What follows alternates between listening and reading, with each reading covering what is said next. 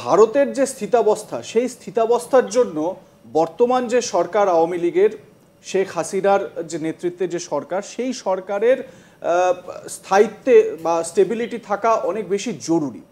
এবারে দেখা যাচ্ছে কোথাও কি ভারত বিরোধী আন্দোলন এর থেকে একটা মাথাচাড়া দিতে পারে। মানে এই বাংলাদেশের আন্দোলনেও কিন্তু এটা লক্ষ্য করা গেছে যে ছাত্ররা যাদেরকে আন্দোলনে নামতে দেখা গেছে রাস্তায়, যারা কোটার বিরুদ্ধে যারা রাস্তায় নেমে প্রতিবাদ করছে, তাদের ওই পোস্টারেও ব্যানারেও সেখানেও কিন্তু ভারত কথাটা উল্লেখ রয়েছে। মানে ভারতের বিষয় সেখানে প্রতিবাদ কোথাও না কোথাও শোনা গিয়েছে। তো কোথাও কি এটা ভারত বিরোধী একটা চক্রান্ত বলেও মনে হয়, মানে আন্তর্জাতিক দিক থেকে? নিশ্চয়ই, যেখানে এই আন্দোলনটা শুরু হয়েছে বাংলাদেশের মাটিতে, যে যারা আন্দোলন করছেন তরুণ প্রজন্ম, তারা হয়তো অনেকেই ৭১ সালটা দেখেনি, তারা ৫০-এর দশকের ভাষা আন্দোলন দেখেনি, তারা মুজিবুর রহমানের ভাষণ শোনেননি। কিন্তু তারা ভুলে যাচ্ছে যে এই বাংলার মাটিতে খুব বেশি দূরে যেতে হবে না, যাদবপুর থেকে একটু এগোলেই রামগড় আছে, যেখানে একটি জায়গা আছে যেখানে একটি মুজিব থেকে লক্ষ মুজিবের গানের সুর দেওয়া হয়েছিল, গানটা লেখা হয়েছিল এবং পরের দিন আকাশবাণীতে কিছুদিনের মধ্যে সেটা ব্রডকাস্ট করা হয়েছিল, যখন শেখ মুজিব তার বিখ্যাত মার্চের ভাষণ দিচ্ছিলেন। অর্থাৎ নতুন প্রজন্ম ভারতের যে অবদান সেটা কিন্তু এখনো জানে না, তাদের ভুল বোঝানো হচ্ছে। এবং বিশেষ করে জামাত সংগঠন, যেটা খুব উদ্গ্রীব, যারা বিএনপি দ্বারা মদতপুষ্ট, যারা পাকিস্তান দ্বারা মদতপুষ্ট, তারা এই ধরনের ভারত বিরোধী কার্যকলাপ বাংলাদেশের মাটিতে চালিয়ে যাচ্ছে। কিন্তু এটা তারা বুঝতে পারছেন না, ভারতবর্ষ ৭১ সাল থেকে একটি বন্ধু রাষ্ট্র বাংলাদেশের, এবং এটাও তারা বুঝতে পারছেন না যে ৭১-এর যুদ্ধের পর ভারতবর্ষ একটিমাত্র দেশ যারা কোনো সৈন্য ওখানে রাখেনি। হাজার হাজার বাংলাদেশিকে পশ্চিমবঙ্গে রিফিউজ দেওয়া হয়েছিল, তাদের আমরা শরণার্থী হিসেবে গ্রহণ করেছিলাম, তাদের আবার ফিরিয়ে দেওয়া হয়েছিল বাংলাদেশে যথাযথ মর্যাদায়। নতুন প্রজন্মের কাছে এই ধারণাগুলো যাচ্ছে না। সুতরাং নতুন যে ভাবনা, যে এখন তো অনেক সোশ্যাল মিডিয়ার যুগ বা এই ধরনের যুগের মধ্যে আমরা ঢুকে গেছি, তখন জামাত বা এই ধরনের সংগঠন চীনের মদতপুষ্ট হয়ে, পাকিস্তানের মদতপুষ্ট হয়ে ভারত বিরোধী কার্যকলাপগুলো চালিয়ে যাচ্ছে।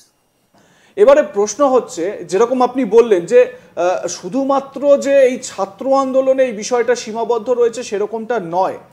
প্রধানমন্ত্রী শেখ হাসিনা তিনি সাংবাদিক বৈঠকে সাংবাদিকদের সামনে বলছেন যে যারা আন্দোলন করছে, ছাত্ররা যদি হয়, ছাত্র আন্দোলনই যদি হয়, তাহলে ছাত্ররা ঢাকার বাইরে অদূরে, মানে ঢাকার বাইরে কোনো একটা জায়গায় তারা জমায়েত করছে, সেখানে তারা প্ল্যানিং করছে, তারপর এসে ঢাকায় তারা এই আন্দোলনটা বা এই যে একদম অশান্তির বাতাবরণ তারা ছড়িয়ে দিচ্ছে।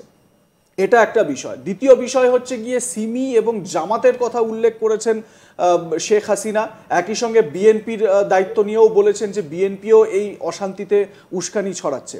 তো সব মিলিয়ে কোথাও কি মানে ঠিক যেরকমভাবে মানে সেই সময় মানে ৭১-এ মুক্তিযুদ্ধের সময় ভারত যেরকমভাবে পাশে দাঁড়িয়েছিল, কোথাও কি এই মুহূর্তে পাকিস্তানের প্রচ্ছন্ন মদত লক্ষ্য করা যাচ্ছে, এবং সেটা সেই ঘুরে ফিরে একদম ভারত বিরোধী একটা অবস্থান নিতে হবে, ভারতকে চাপে রাখতে হবে।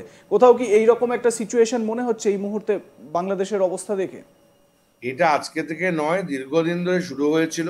ইংল্যান্ডে বসে বাংলাদেশিরা ভারত বিরোধী কার্যকলাপ করেছে এবং শেখ হাসিনাকে আক্রমণ করেছেন।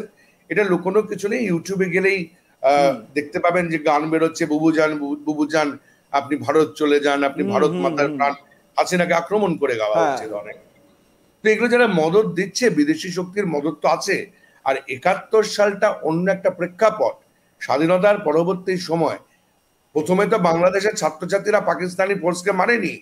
ঢাকা বিশ্ববিদ্যালয়ে ঢুকে সেনাবাহিনী যেভাবে নির্মম অত্যাচার চালিয়েছিল, তার প্রেক্ষাপটে ৭১ হয়েছিল। এবং সেখানে মুজিব দক্ষিণ এশিয়ায় একটা সর্ববৃহৎ মানে পরিধিতে যে গণতন্ত্রের ডাক দিয়েছিলেন বাংলাদেশের মাটিতে, সেখানে সেকুলার তত্ত্ব ছিল, সেখানে কোন রকম ধর্মীয় তত্ত্ব ছিল না। মুজিব একটি সুন্দর সেকুলার রাষ্ট্র গঠনের ডাক দিয়েছিলেন এবং তার পয়েন্টগুলো, যে পয়েন্টগুলোর মধ্যে দিয়ে তিনি যে দফার দাবিগুলো জানিয়েছিলেন, সেখানে সেটা স্পষ্ট। কিন্তু আজকের ছাত্র আন্দোলন এত বেশি ভেহেমেন্টলি আক্রমণাত্মক কেন হবে? এবং ওরা কি জানে না যে দেশের সম্পত্তি বা দেশের যে বিষয়গুলো থাকে সেটা সবার, সেটা ছাত্র, যুব, বৃদ্ধ নির্বিশেষে সবার, সেটা জাতীয় সম্পত্তি, এইভাবে আগুন লাগানো যায় না। অর্থাৎ স্ট্র্যাটেজিক পজিশনগুলোকে তারা আক্রমণ করছিল। এই বুদ্ধি তাদের তাদের নিশ্চয়ই নয়, তাদের বহিঃশক্তি, বাইরের শক্তি নানাভাবে সাহায্য করেছে। এবং আমাদের মনে হয় স্থিতাবস্থা বজায় রাখার জন্য ভারত, বাংলাদেশ এবং সমস্ত গণতান্ত্রিক দেশকে এই মুহূর্তে একসঙ্গে থাকা উচিত, এবং যুব সমাজের নিশ্চয়ই তাদের দাবি থাকবে। এই যে অভিযোগগুলো উঠছে, বিএনপি বা অন্যান্য যে রাজনৈতিক দলগুলো রয়েছে বাংলাদেশে, তারা কি এর মাধ্যমে কোনো ফায়দা তুলতে চাইছে? আওয়ামী লীগ সরকার বা শেখ হাসিনাকে কি চেপে ধরতে চাইছে তারা এর মধ্যে দিয়ে? এটা দীর্ঘদিন ধরে চেপে ধরতে চাইছে। বিএনপি যখনই এসেছে তারা ভারত বিরোধী কার্যকলাপ করেছে। যে তিস্তা, আমাদের যেটা ফারাক্কা ব্যারেজ থেকে শুরু করে সমস্ত সমস্যাগুলো যখন এই বিষয়গুলো নিয়ে আলোচনা করেছিল, আওয়ামী লীগ বিএনপি আসার পর সব জায়গায় সমস্যা করেছে। এবং জামাত যেভাবে মাথাচাড়া দিয়ে বাংলাদেশের মাটিতে উঠছে, সিমি বা জামাত, এটা বন্ধ করুক বাংলাদেশ সরকার। আমার মনে হয় এতে অনেকটা বেশি সমস্যার সমাধান হবে। আর আধুনিক যুগে আধুনিকতার সঙ্গে ভারতবর্ষকে, বাংলাদেশের ছাত্রছাত্রীকে দেখতে হবে। ভারতবর্ষ বন্ধু রাষ্ট্র এবং ভারতবর্ষে বহু ছাত্রছাত্রী পড়তে আসেন। ভারতেরও বহু ছাত্রছাত্রী ডাক্তারি পড়তে বাংলাদেশে যান, বহু মানুষ চিকিৎসা করতে বাংলাদেশে আসেন, এমনকি বহু মানুষ সিনেমা থিয়েটার দেখতে পশ্চিমবঙ্গে আসেন। বাংলাদেশ থেকে বহু মানুষ যেমন চিকিৎসা করতেও আসছেন, একাডেমি, রবীন্দ্র সদনে বা শিশির মঞ্চে থিয়েটার দেখতেও বহু বাংলাদেশে আসছেন। এই সুসম্পর্ক, এই বাংলা ভাষাভাষীর যে বন্ধন, সেটা ভারত বাংলাদেশ একসঙ্গে রক্ষা করবে, এটা কাম্য। কিন্তু ইমন বাবু, একটা প্রশ্ন, যে এই যে একটা অস্থিরতা সৃষ্টি হয়েছে, কারণ বাংলাদেশের মাটিতে আমরা দেখেছি যে ইউএন লেখা ট্যাঙ্কার, প্রধানমন্ত্রী শেখ হাসিনা তিনি অভিযোগ করছেন যে দেশের মৃত্যুর সংখ্যা কি করে তাকে তিনি জানেন না, অথচ সেটা আমেরিকার কাছ থেকে তাকে খবর পেতে হচ্ছে। এই অভিযোগগুলো আমরা শেখ হাসিনাকে করতে শুনেছি। তিনি কি এর আঁচ পাননি আগে? আন্দোলন আগেও হয়েছে, কিন্তু আন্দোলনের মানে দিকটা দেখতে হবে। এটা কি ছাত্র আন্দোলন বলে মনে হচ্ছে? আমার তো একটা জায়গায় সন্দেহ থাকছে।